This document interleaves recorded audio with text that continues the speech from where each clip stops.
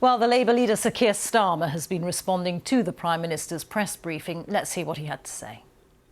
Today is all about headlines. It's not about public health. The Prime Minister has said that he's going to be driven by the data, not by dates. He doesn't have the data yet. He won't have the data until later this week, so he's not in a position to take a decision until next Monday. So you have to wonder what today's announcement is all about, and I think it's about party management rather than the public interest. We all want the restrictions to be lifted, and we are going to have to find a way of living with the virus. But that can't just be a soundbite.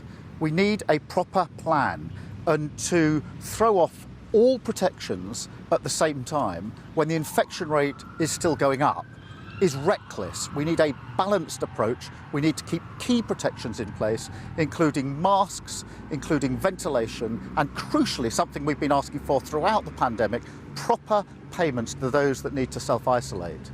So which legal restrictions do you want to keep after the 19th of July? Lifting all protections in one go when the infection rate is going up is reckless. A balanced approach, a proper plan, would say keep key protections. One of them would be masks in enclosed places and on public transport. That's a common sense position. More ventilation, that's happening in other countries, is absolutely essential. And proper payments for those that need to self-isolate. That is what a balanced approach would take. But simply throwing off all protections when the infection rate is going up, it is reckless. So unions are saying that to lift the compulsory mask wearing would be an act of gross negligence. Do you agree with that? You would keep legal restrictions on wearing masks? I think common sense has to play a part here. The public know the infection rate is going up, and they're bound to pinch themselves and say, why on earth then are you throwing off all protections at the same time? Of course we want to open up. Of course we want to end these restrictions. We want our businesses to be up fully running. We all want that. But to throw off all protections at the same time is reckless. The Prime Minister says, if not now, when? That it is better to do it now than in the autumn, in the winter, when, as he says, the virus has an edge. Why isn't he right on that?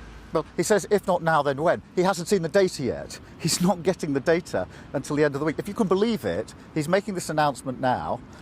He hasn't got the data. He's describing what he wants to happen, not what he can say is going to happen, because he hasn't seen the data. That is no way to make a decision as important as this. And common sense dictates that you take a balanced approach here and don't throw off all protections at the same time. If you don't, last one, but if you don't mind me just saying, you're saying he hasn't seen the data and therefore can't make this decision, but then neither of you, but you're saying it's still too early to lift all these restrictions. So what would you need to see in the data to lift all the restrictions? Well, we all need to see the data, but nobody is predicting that the data is going to say other than the infection rate is going to continue to go up.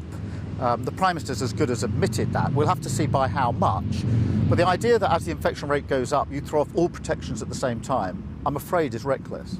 So what would Labour need to see to get to the point of removing all restrictions? We need to see the data, and then we need a plan to live with the virus. I think a sensible plan would say keep masks in enclosed places and on public transport, at least until we're past the peak and the numbers are coming down. That would be a common sense position.